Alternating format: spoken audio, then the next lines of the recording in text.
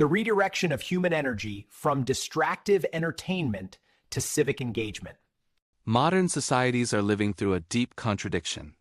Adults hold the greatest formal power: votes, money, skills, and experience, yet a large share of their daily energy is absorbed by passive entertainment. Television, spectator sports, online arenas, and digital games that leave no lasting trace on their real-life conditions. Meanwhile, decisions made in parliaments, ministries, city councils, and corporate boardrooms determine whether families live in security or in anxiety, under liberty or creeping control. The central argument of this essay is that if adults reallocated even a fraction of their time, emotion, and mental focus away from empty distractions and toward political understanding and engagement, society would become fairer, more resilient, and far better equipped to avoid the very real dangers of poverty, instability, and authoritarianism. The distraction economy, the modern entertainment landscape, is designed to be immersive and addictive. Television series are written to encourage binge-watching, sports leagues operate on year-round cycles, and digital games are engineered around reward loops that keep players returning for one more round. Large media and tech companies build their business models around capturing and monetizing attention.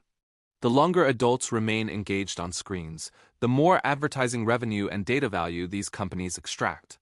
This system does not ask whether the consumed content improves life quality, strengthens judgment, or builds any enduring capacity. Its only metric is time spent. For adults, this has a specific cost. Many are already juggling work, family, and financial stress.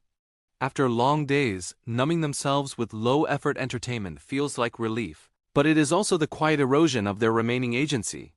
Hours that could be spent learning how local budgets are decided, how labor laws are drafted, or how to influence school policy instead disappear into fictional worlds or spectator arenas whose outcomes change nothing essential about their lives. When this pattern scales to millions of adults, it produces a population that is emotionally exhausted and informationally undernourished. People feel strong emotions: anger at a referee's call, elation at a fictional hero's victory, outrage at a scripted reality. Show conflict, but these emotions are severed from constructive action. The capacity to care, to become outraged at injustice, to celebrate genuine achievement, is diverted into channels where nothing concrete is at stake. This is not a harmless trade. It leaves less emotional bandwidth for real injustices and real achievements in the political realm.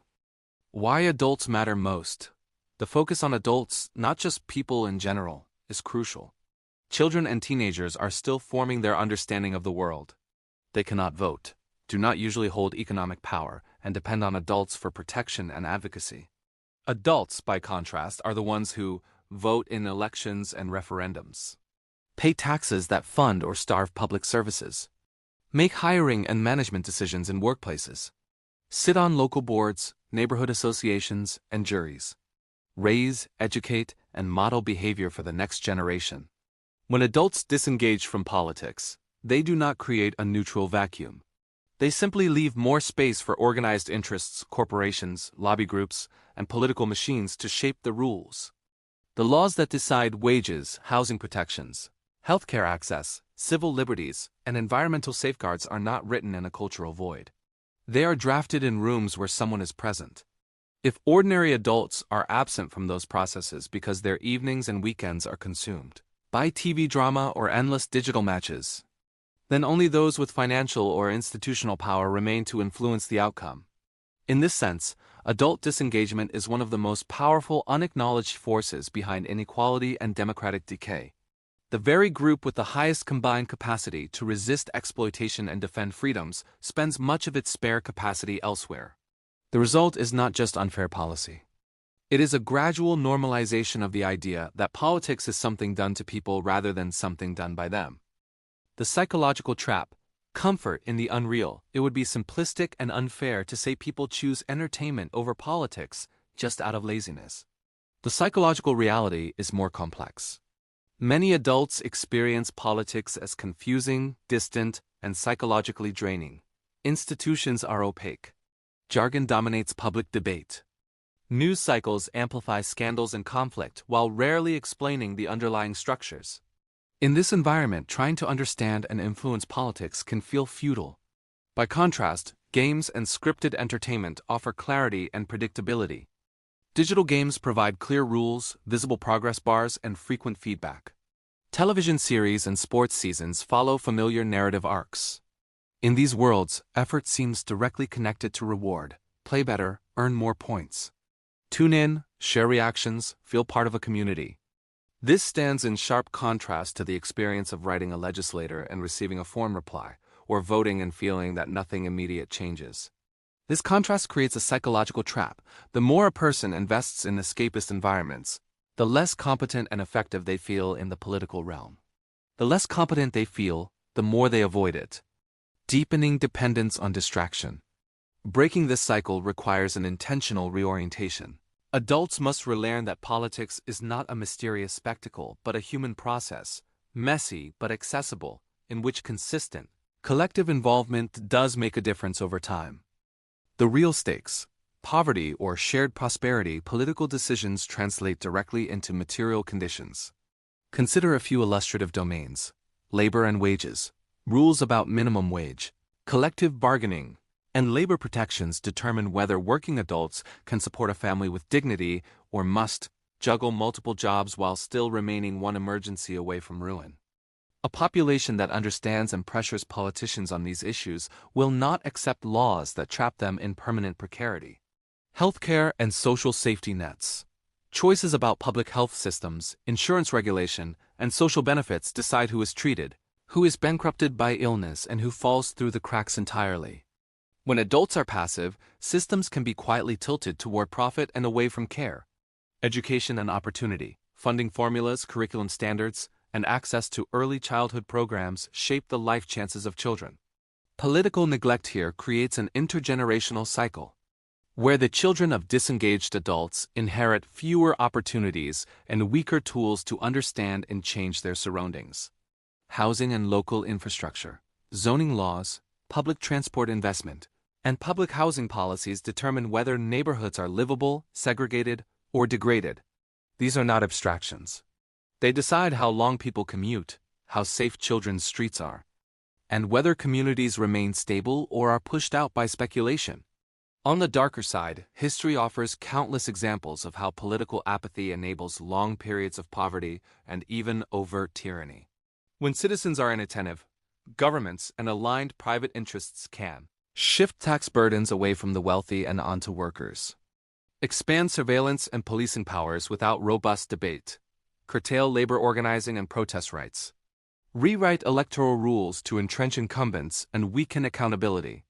Desperate poverty and authoritarian control do not usually arrive in a single dramatic leap. They accumulate through a sequence of small, under-noticed decisions. Each one seems technical, temporary, or too complicated for busy adults to scrutinize. By the time the pattern is unmistakable, reversing it is far more costly and dangerous than preventing it early would have been. The detritus of sickening is its cry of poverty. By the taxes and fees, it is an absolute slow genocide. Adults as models for the next generation. One of the most overlooked dangers of adult disengagement is the example it sets. Children internalize what they observe. If they see their parents and community elders exhausted, embittered, or isolated in front of screens while complaining that everything is corrupt and nothing can be done, they learn the same posture. Political resignation becomes a family tradition. By contrast, when adults treat civic engagement as a normal part of life, a recurring activity like work, chores, or leisure, children absorb a radically different message. They see that reading and discussing public issues is normal, not for experts only. Attending community meetings or public hearings is something ordinary people can do. Voting is not a chore but a meaningful ritual. Writing, speaking, and organizing in defense of shared values are acts of dignity, not futility. This intergenerational modeling is critical. A society where adults are present and active in the political arena trains each new cohort to maintain and improve democratic structures. A society where adults retreat into private distractions trains each new cohort to accept whatever conditions are handed down to them. Freedom requires constant maintenance. It is comforting to imagine freedom and prosperity as stable default states that persist unless something extreme happens. Rights can be hollowed out not only by dramatic coups but by gradual legal changes.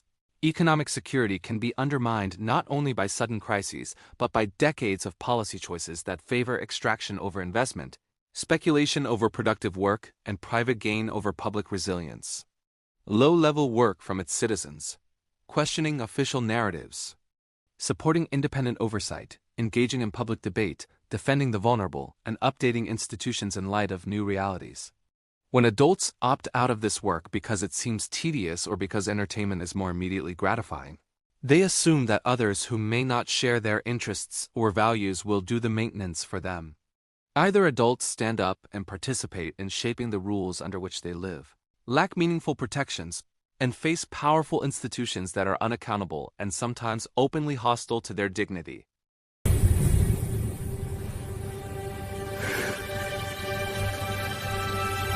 A strong call to action. The path away from this outcome does not begin with perfection. It begins with a decision. The decision is simple to state and demanding to live, to treat attention, time, and emotion as political resources, not just consumable fuel for other people's profit.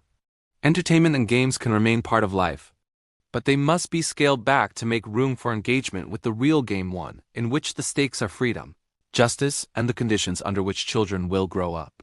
For adults today, especially, the call to action is urgent. Turn off the show one episode earlier and use the saved time to learn how a specific policy affects your community.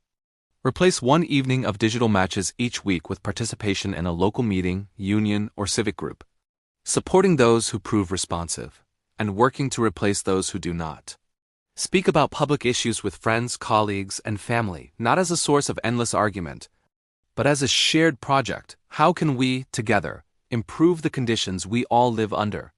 If adults do not stand up united for meaningful change now, the cost will not simply be boredom or mild regret. The cost will be paid in lives constrained by poverty, in freedoms silently curtailed. The choice is between using our energy to sustain illusions in artificial arenas or using it to improve the real world that we and our children must actually inhabit. The time is short but not yet exhausted. The screens will always be there, waiting to reclaim attention. The question is whether adults will finally decide that their time and emotional strength are too valuable to be spent solely on stories that end when the device powers down. Politics, for all its flaws, is the arena where the future is decided.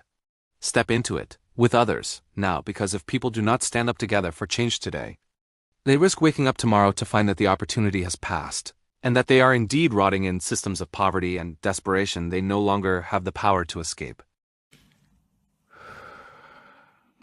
Please tell me what you think and how you feel about this issue. Analyze it, brainstorm it, debate it, and if you like it, please share it. Thank you for watching. I truly and highly appreciate you, and God bless you.